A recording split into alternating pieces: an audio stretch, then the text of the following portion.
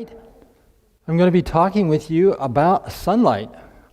And it's amazing what we just saw Stacy Gusky prepare in a way of a meal would have been impossible without sunlight. So there is a sort of a connection here. Let me make sure my pointer's working. So you probably heard sunshine called nature's vitamin D. I don't remember when I first heard it, but it was a curiosity to me until I began to study medicine and learn more about the human physiology. Do you know that human beings are actually designed to spend some time in sunlight most, if not every day of the year? That's right. We need regular, moderate exercise, but we also need that ideally to be outdoors and in the sunlight. And it takes a minimum amount, and we'll talk about that here in the talk. It takes a minimum amount of sun exposure, sunlight, each day to have optimal health. And it can be hard to achieve in our modern world with the air-conditioned offices and homes. I mean, I'm enjoying air conditioning, don't get me wrong here, but one of the detriments is it makes you not want to be outdoors. You have to acclimate to the climate that you find yourself in. I know when I was working in the Marshall Islands, beautiful place, especially the ocean there, but oh my goodness, it took me some time to acclimate to that humidity. So, but regardless of how challenging it can be, actually it's good to exercise in the morning. I would say that's even a better time than in midday when it's hottest. So it works out okay. Now, one of the most beneficial things about sunlight, from a medical standpoint at least, is how it consumes the molecular precursors used to make cholesterol. And instead, those precursors are used to make vitamin D. And it's interesting, of course, in an ideal world, we wouldn't have to worry about having our body making cholesterol because it would make the appropriate amount that we would need. Our body does need some cholesterol to be healthy. But in our modern world, we're getting way too much. And excess cholesterol, especially if it's exogenous, we consume it, it tends to be oxidized cholesterol. And the LDL cholesterol is some of the most active part of causing atherosclerosis, injuries to the walls of our blood vessels. But you know, sunlight not only increases our vitamin D levels, so it also then reduces our production of excess cholesterol. I don't know how many different people I've talked to over the years in lifestyle medicine and talked to them about how their statin or their cholesterol medications work. It's amazingly few people who really fully understand what the medicines they're taking are doing and how they work. But once they realize that it's actually preventing their liver from making cholesterol, and then I asked them, so does it make sense to put your liver at risk while you're eating cholesterol without any second thoughts about it? And most people realize immediately, well, that doesn't make a lot of sense. If your cholesterol is a little too high, perhaps you should cut back on your consumption of cholesterol. And of course, the only place cholesterol is found only in animal foods. Plants don't have or make cholesterol. So it's a great 2-for-1, not just a single benefit of having vitamin D, but also helping to lower cholesterol intake. Well, not sure what I did wrong here, but it doesn't seem to be. My pointer's not working there for a minute.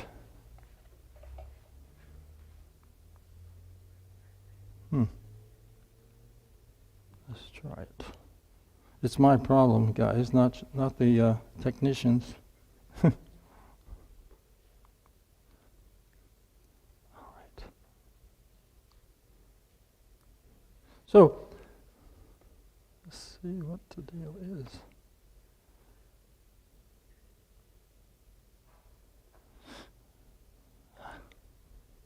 Well, let's go back and get this going.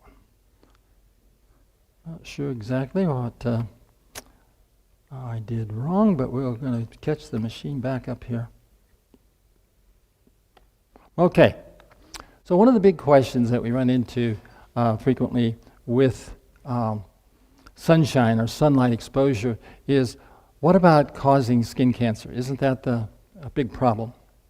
And actually, many people today are fearful of getting sunlight or sunshine because they're afraid of having cancer, skin cancer.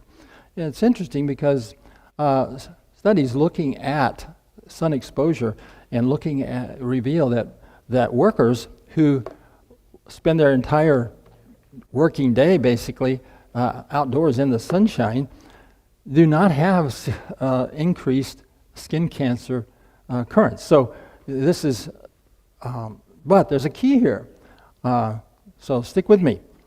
It actually, and in fact, the studies indicate that many actually have less skin cancer than those folks who try to avoid the sun.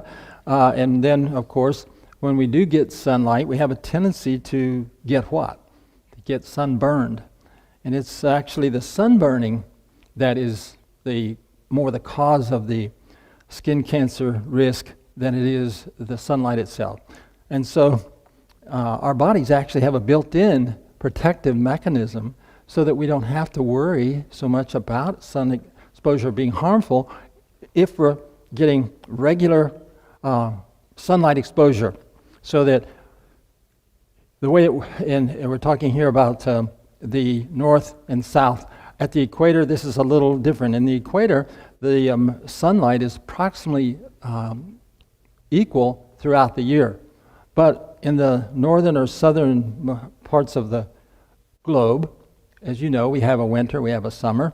And during the winter, there's not nearly as much sun exposure, not near as much energy reaching us from the sunlight. And so when we then start to go outdoors, towards summertime, we don't have any protection because we don't have the exposure that produces melanin. So our bodies have this thing called tanning. And as sun exposure increases, it stimulates our melanocytes, some cells that are in our skin, to produce increased amounts of melanin, which give us what we call the tan. And this pigmentation actually protects us to a large extent against sunlight's exposure and damage to the skin. Here's an article from June of this year published in Frontiers of Genetics.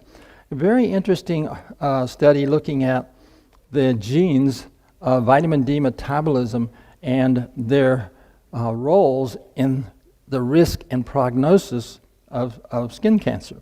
If you enjoy reading scientific articles, I would recommend this as one. It's recent, it's well done, and the handout would have a little larger image.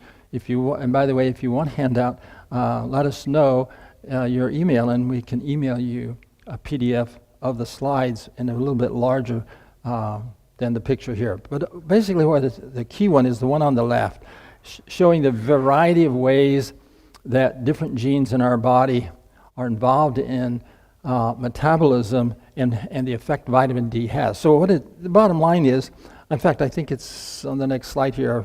I've summarized it in text form. So vitamin D metabolism has significant influences on our human health. One of the ones that we first learned about and have been using for, I believe, over a century is the vitamin D for rickets and for preventing basically skeletal or bone disorders.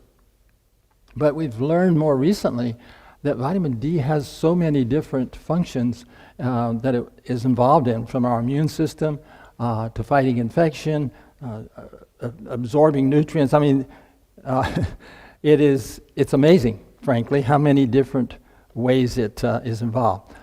They point out in the article here that epidemiologic studies looking at the correlation or the association between serum vitamin D levels and cancer risk, and also genome-wide studies of the association of genes with certain outcomes indicate that, and also the third thing is the lab analysis of cancer models. Models, in other words, that have been developed as to how cancer works and what causes and so on. All of those things indicate that there are clinical benefits. However, to a higher level of vitamin D. There's difference of opinion that I find even among respected experts, but in general, I would say if a vitamin D level is around 50 nanograms, then that's probably a good and safe number. I know some who say that I respect that say they would prefer a person to maintain 70. The normal range is typically, normal healthy range is, most labs would say is between 30 and 100. So 50 seems to be a good, safe place. But the details haven't all been worked out, and I suspect that it's not the same exact number for every person and every lifestyle. One thing that's important to note is, and they mention in this article, is that the clinical benefits of supplementation of vitamin D for cancer treatment is not really thoroughly investigated yet, and we can't really say with certainty what the benefits are and how they work. Nonetheless, I certainly, as a physician, support the idea of oral vitamin D supplementation for those who are below 30, and certainly anyone that's below 20.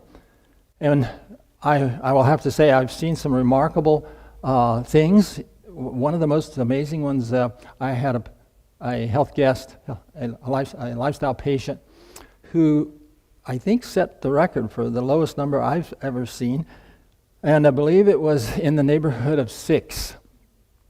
And I thought that was pretty extremely low. This person was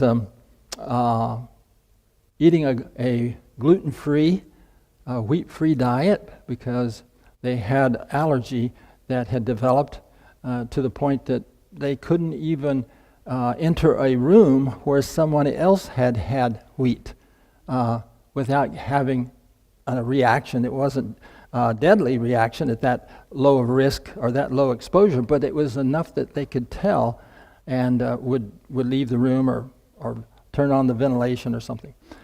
And they came to our lifestyle immersion program. This was up in Michigan, Grand Rapids, Michigan. And I found this low vitamin D level and recommended some pretty stiff supplementation and try to get it up above 20 at least, and hopefully above 30. Well, they did very well. They had a number of improvements like most people go through the program, cholesterol, triglycerides, and so on, blood sugar, but not really much change in their allergy. And I have to admit, I prayed and I wondered about what we might have missed, that it didn't get significantly better.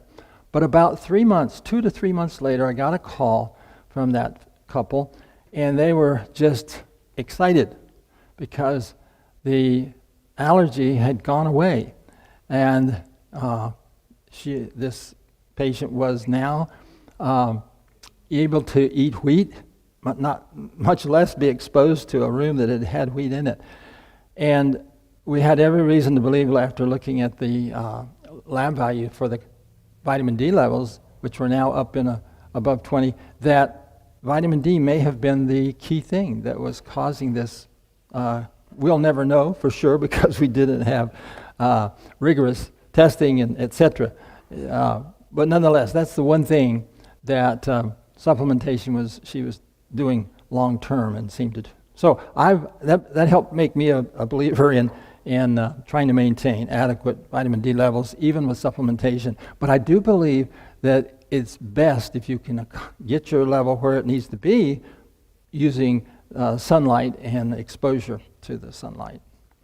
One interesting thing was noted in this article, and I had noticed this myself in my own practice in medicine, is that nutritionists are now becoming more common in oncology units that are working in the hospitals or large clinics, because the vitamin D metabolism does have some impact in cancer treatment success. And so we increasingly see nutrition as one of the treatment elements for treating cancer.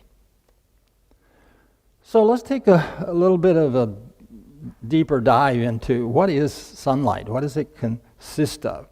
And in reality, sunlight is a part. When I asked did a little survey at home asking family members, what do you think sunlight is? And basically, the answers I got were, I think, the same as most people. We think of sunlight as that's the visible light. That's when the sun's shining, you can see it.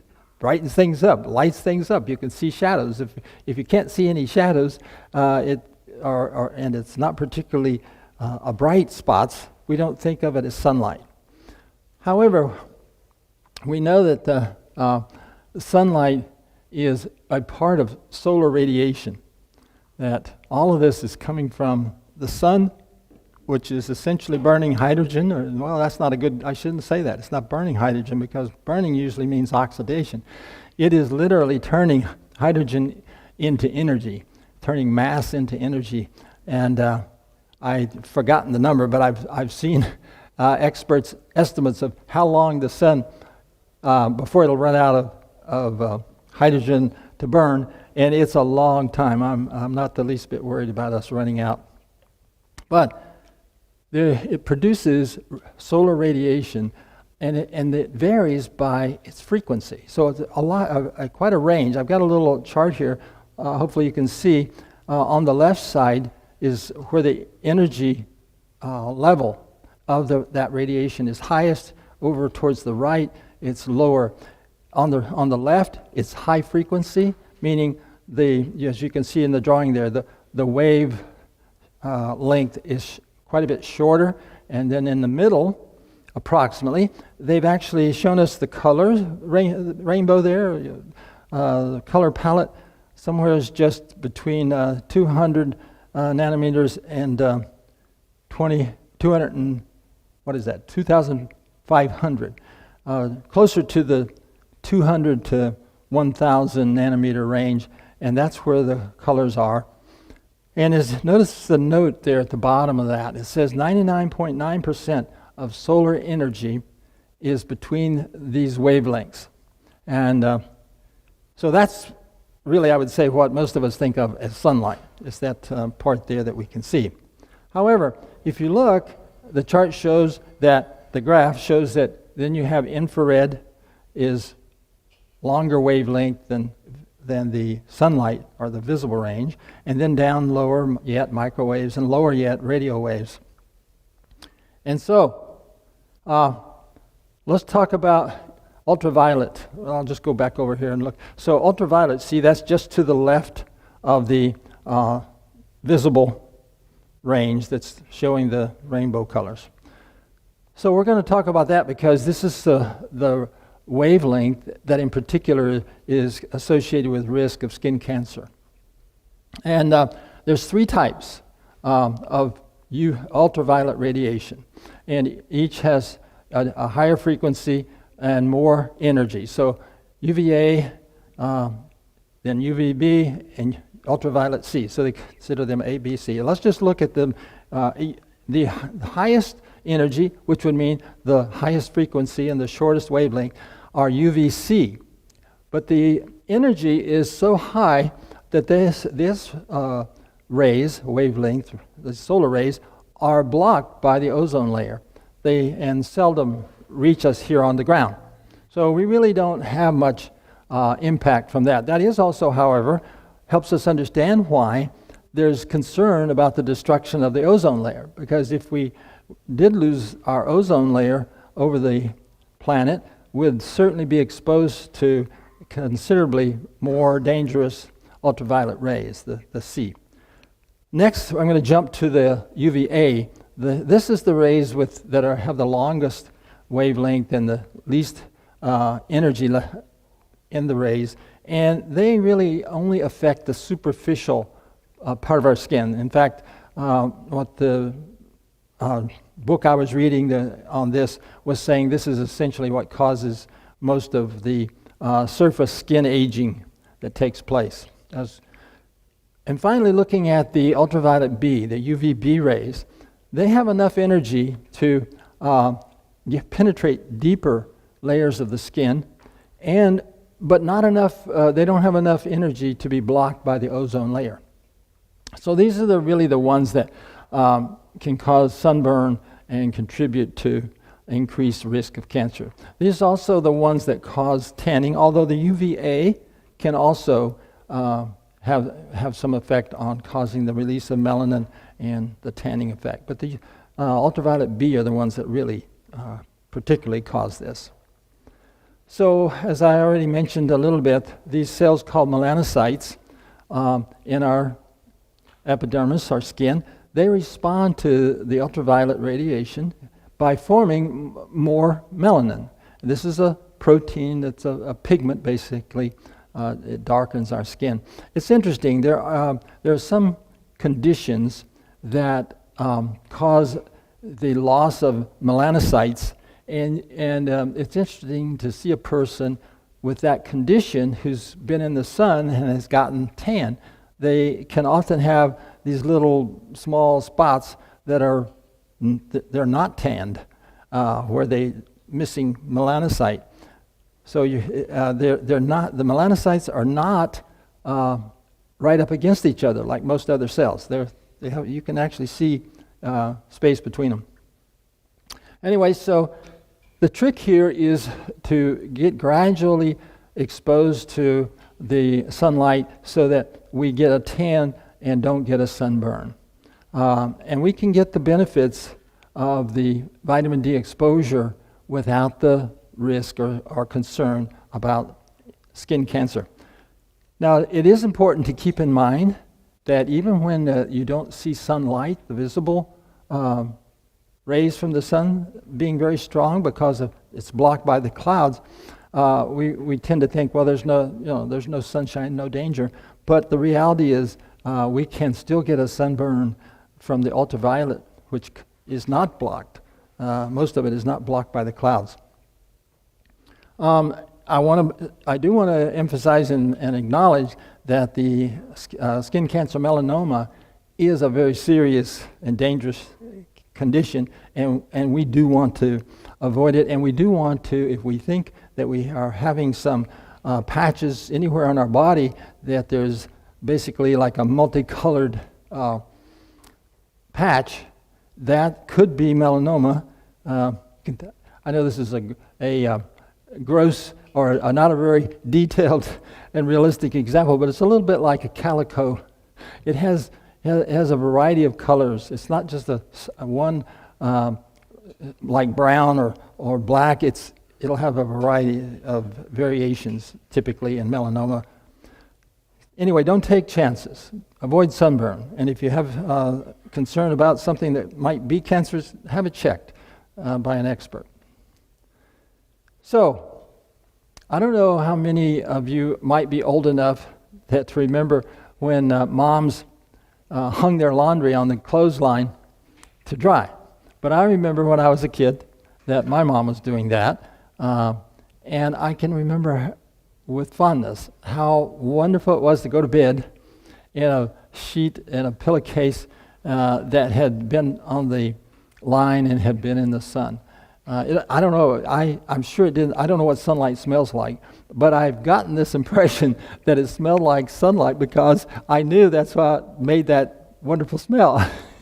So I say it seemed like it smelled like the sun, but I suspect sunlight has no smell.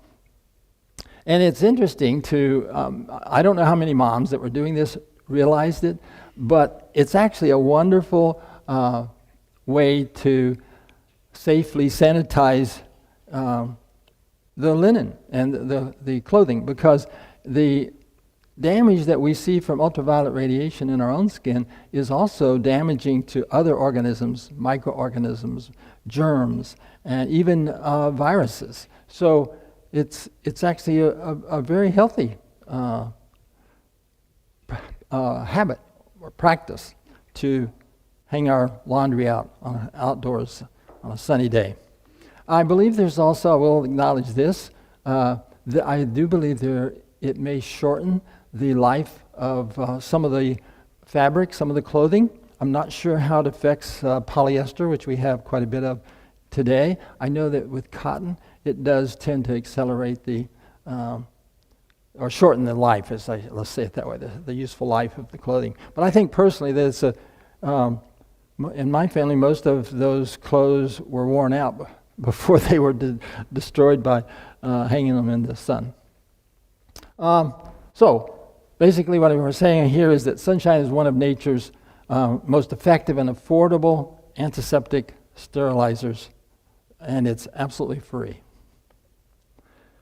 So let's talk about another one that we don't call tuberculosis consumption much anymore, but nonetheless we do have tuberculosis even in America. And tuberculosis is a persistent lung infection. It used to slowly consume a person's, the person that got tuberculosis 150 years ago, they would essentially start deteriorating. They would get thin. It was like a consuming disease. And they were cared for in places called sanatoriums. And one of the key things that, if you look this up, sanatoriums were, you had lots of windows, lots of ways to expose the patients to sunlight. And it was very helpful. It did not, and I'm not suggesting that it was as effective as the antibiotics that we're privileged and blessed to have now. However, I will mention something. If you stay up on the literature, we are seeing the antibiotics that we've been using for tuberculosis losing their effectiveness because tuberculosis is gaining resistance to the antibiotics we have. And so if you know anyone that has tuberculosis, hopefully you do not, but if you do, it's well worth letting them know about the benefit of sunshine and sunlight to help control it and minimize spreading. Because the tuberculosis cannot develop resistance to sunlight. That's the way it works. The ultraviolet rays actually can destroy the genome, the DNA in the tuberculosis bacteria. And I've got something to say a little bit later that some of you might be thinking, well, how does it do that if the bacterium is in your body? How is the sunlight going to have any effect on it? I'll show you something about that in just a minute. So, like I say, it's a simple thing, and I certainly shared it with the patients that I've treated. I haven't really treated tuberculosis much in my lifestyle medicine practice, but when I was in medical school and doing residency, I certainly was treating tuberculosis. And even though it wasn't on the treatment plan, in most cases, I tried to tell people about the benefit of sunlight. So let me ask you let's ask ourselves a simple question. What is sunlight? And I want to show you something very interesting. I was reading an article, I'm sorry I didn't put the citation on the slide here, but I was reading an article just recently where astrophysicists recently discovered that our existing theories about how the sun works are incorrect or at least incomplete. And how do they know this? Because they've developed some newer, better ways of measuring solar radiation, and these newer measures reveal that the sun's gamma rays, now this is some of the rays at the highest frequency, highest energy over on the left of that chart I showed you, the gamma rays reveal it produces 7 times as much gamma radiation as the current theories about where gamma rays come from would explain. And so this is by the way, I've got a little note there on the slide, but this is based on the current theory was that the Gamma rays come from cosmic rays that bounce off of the sun's powerful magnetic field. You know, the sun is has an unbelievably high gravitational pull. As you know, gravity is a product of mass, so we have the Earth has gravity. If the Earth was the size of Jupiter, we would all weigh multiple times as much as we do. If you weigh 100 pounds on the Earth, you might effectively weigh 300 or 400 pounds or more on Jupiter, which is one of the larger planets. On the sun, it would be, I don't know what the number would be, but it would be beyond comprehension. And so the point I'm making is that there's a magnetic field and a gravitational field surrounding the sun that's very stronger and unlike what surrounds the Earth. And yet even the Earth, you may be aware of this, what are those lights that we see in the sky, typically at the poles? Blinking. Oh yeah, Aurora Borealis. Thank you. That's exactly what I'm talking about. And that's produced by interaction with the Earth's magnetic field and some of the solar radiation, the flares produced that come to our planet, and the magnetic field that interacts and causes these interesting lights. But another thing that they were talking about in this article that was interesting to show how little even the experts understand about sunlight and the radiation from the sun is that there is a blank spot or a missing frequency band in the gamma radiation. In general, the spectrum of radiation from the sun, solar radiation, is a continuous band, but there's a missing frequency in the gamma radiation of the sun, which the scientists cannot explain. I'm sure once we at some point figure that out, it'll all make good sense. But right now, we don't even understand why that happened or how it could happen. So the way I look at this is another reason to acknowledge our amazing Creator. You know, in Genesis 1, verses 14 to 19, it talks about the creation and how God spoke the sun into existence on the fourth day of creation.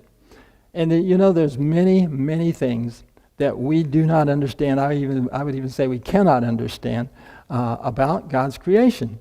And I think it's good to apply ourselves to understand as much as we can. I'm definitely an advocate of good, solid science and inquiry, but we have to acknowledge that we are finite and the Creator is infinite, and we're not going to understand everything that God did unless He chooses to inform us about it.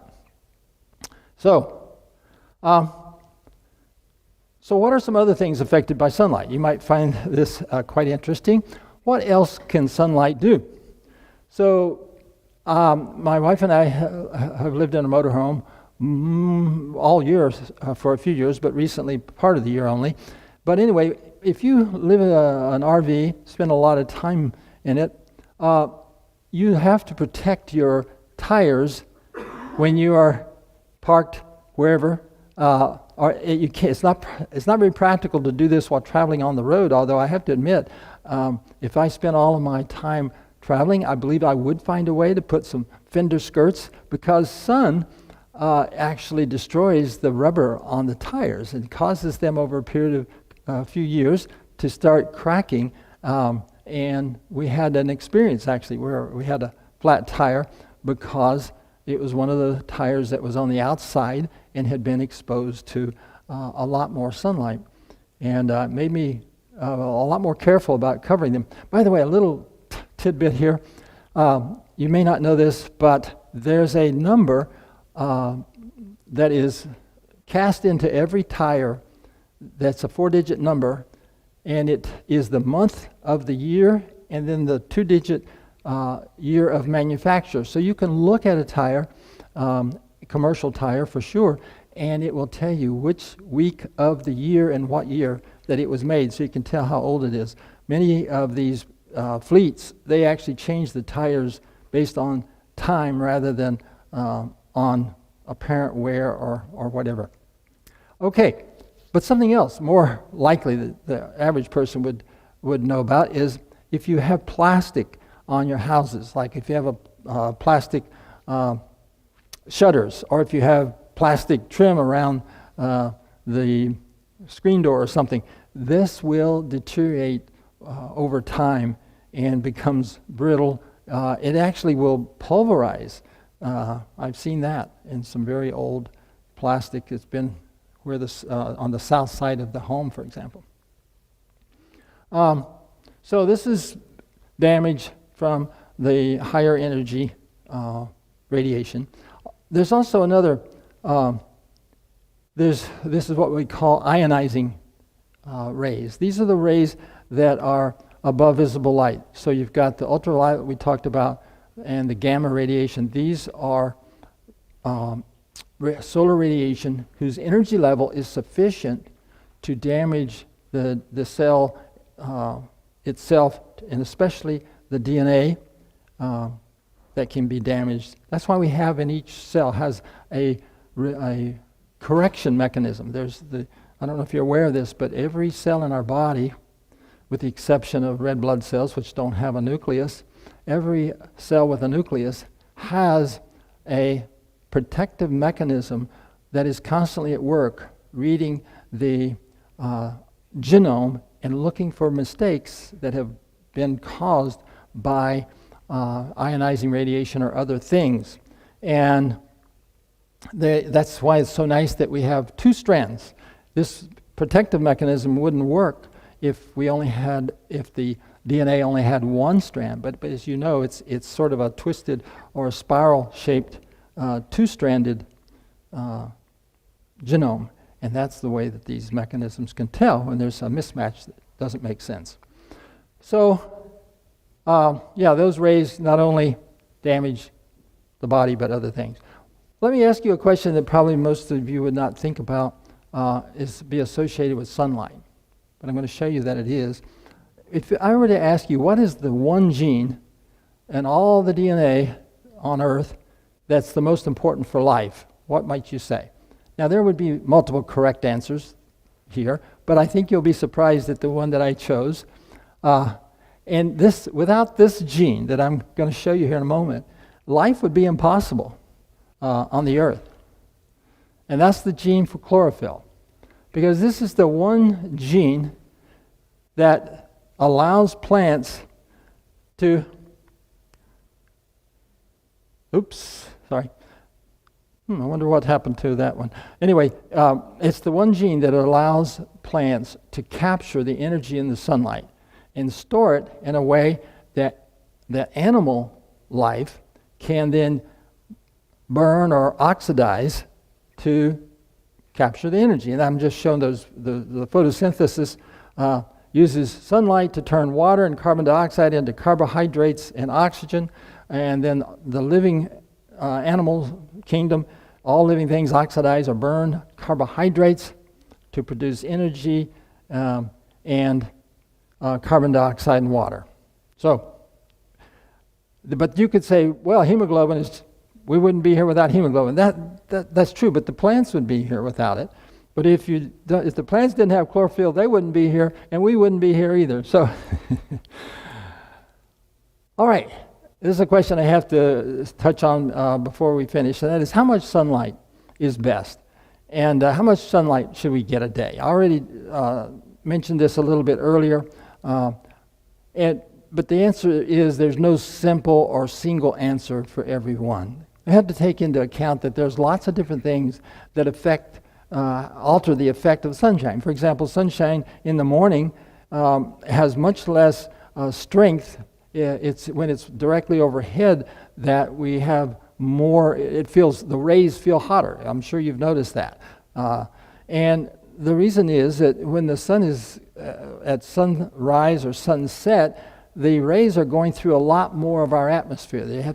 So they're losing some of their energy as they come and hit us. But when they're directly overhead, that's when it has less.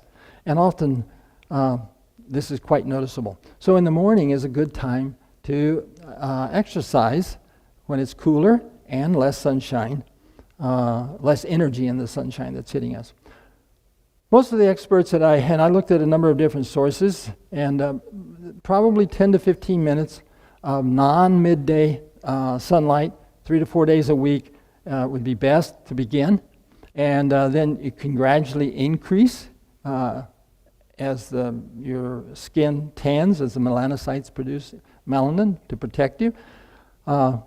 And I again mentioned that there are people who their profession has them spending all day in the sun with no ill effect beyond what those of us who are in the sun less have. Now, one thing to keep in mind is that the top of our nose, it sticks out there a little bit, and top of our ears are areas that are definitely get more exposure than other parts of our body. And so it's probably good if you spend a good bit of time outdoors to wear a hat that can shade both of those areas. All right, 15 minutes of exposure. This is an estimate. 15 minutes of exposure to our arms, our face, lower legs. So I could wear shorts, expose my lower legs, is plenty for good health. There are those who actually think that exposure of the arms and face alone for 15 minutes is adequate. I couldn't find, what should I say, convincing consensus about that. But certainly about a third, we expose about a third of our body surface to sunlight for 15 minutes, it's adequate for the production of the vitamin D that we would need. Oh, I'm sorry, I went too fast. There's a little bit more on that slide I want you to see. So I've already talked about sun rays are stronger around midday. So we want to avoid sunburn. It's avoidable. It should be, we should do, it's just nonsensical to get a sunburn. And I'm going to tell you about a case where I overdid it. I got a sunburn it was almost beyond what I could handle pain-wise. I'll tell you about that in a minute. So sunblock can be helpful, but it's really better to limit the amount of sun exposure and sunburn by not being in the sun especially when it's at its strongest. It's better. And one of the reasons is that the majority of sunblock actually has fat, has oil in it, and this is absorbed into our body. We don't need that extra oil or fat, and there are other things in some of them that would be, I think, if you can avoid it, it's better. It's like Stacy was saying during her cooking demonstration and meal prep, that she was talking about the dyed black olives having the dye. Why do we need to eat that? We don't need to. I agree with her. I like the ones that are either naturally black, or I actually like the ones that are more brown type, talking about olives. So wear clothing that covers your body if you have to be in the sun. One thing is, I would point this out. If you garden and you work outdoors for 30 minutes basically every day, all year long, you don't need to worry about sunburn because your body will naturally tan as the sun starts getting further, in our northern hemisphere, as it gets further up in the sky from being down towards the south. And as it gets, as the planet becomes through spring and into summer, we will naturally have an adequate tan on the exposed portion that we don't really have to worry about a sunburn. Another thing that's really beneficial, and it's been measured, is the effect of sunlight from sunbathing. And people testify and measure, sociological studies indicate that there's a genuine relaxing effect in our body of doing some sunbathing. I know that it's recommended for those who are sick or are recovering from infection or other conditions. Even pain is improved generally, lessened by sunbathing. But it is important to be careful not to overdo it, and especially don't fall asleep while you're sunbathing unless you're covered. And of course, if you were covered, we wouldn't call it sunbathing. And I once made this mistake. I had never spent any time at a Florida summer beach. But I was there, someone was gracious enough to pay my way, and I went to Florida, and I believe it was June or July, and I only spent like an hour and a half out there sunbathing, but I knew within 24 hours that I had really made a mistake, because it hurt just to take a shower. And if you've ever been terribly sunburned, you know exactly what I'm talking about. But eventually, I think it was 3 or 4 days, the outer layer of my skin all flaked off, and I began to recover. But anyway, so I really am personally acquainted with sunburn, and that was a mistake. But I haven't been sunburned much at all. But that one time made up for most of it, I guess. So, let me end with this little thing that Dr. Hess brought to my attention. I really enjoyed this article he pointed out to me. So the heading on the slide says, "Sunlight passes through the body?" ? And it's so interesting. Of course, visible sunlight does not pass through the body. How do I know that? Well, we cast the shadow. And so the sunlight is not going through my body. But the longer wavelengths of the solar radiation, that would be the ones that were over on the right-hand side of that graph, that they have longer wavelength, lower energy level. They've been found that they do indeed pass through the human body. They've actually got devices, I wouldn't call them a camera, but they monitor the long wavelength infrared and longer wavelength radiation, and they have done studies showing that if you have a person with their back to the sun and you put this device in front of their chest, you can actually measure the amount of that radiation that's going through their body. But this is the low energy wavelength, and it actually is not, as far as we can tell so far, there's no harm. It's actually beneficial. And that was what was so remarkable about this article, I felt. And so it goes deeply into the tissue and will literally go through, some of it will go all the way through. And what they discovered in this study was that this long wavelength radiation has a beneficial effect on our bodies, and in particular on the mitochondria. And that's an amazing thought. If you understand, the mitochondria are like the little power cells in our power units in our cells, and they make the ATP, adenosine triphosphate, which is the currency, if you will, the energy currency used in all of our cells to do wherever it takes energy to do something, to cause something to happen, the body cells are using ATP. And the mitochondria are the mechanisms, the organelles in our cells that make the ATP. So they found that this translated to improved performance, particularly in the central nervous system. I don't know about you, but I'd love to have improved performance in my central nervous system, and including the visual system. But to me, I thought this was the most impressive part of it. They said that the study highlighted the potentially important therapeutic value of sunlight whose longer wavelengths can reach key organs even through the clothing. These long wavelength waves, solar radiation, passes right through clothing. It's not like visible light that's stopped by it. And it's not like UV rays, which are also largely stopped by the clothing. And it promotes mitochondrial function, improves it. And I love this last phrase they said, which could help to counteract the decline that occurs with age and disease. So, my question is there more harm from fearing sunlight than we gain by avoiding it? And I think that that's true for most of us. All mammals are designed to be in the sun. However, we're designed to be in the sun on a regular, consistent basis so that we don't have the danger of sunburn.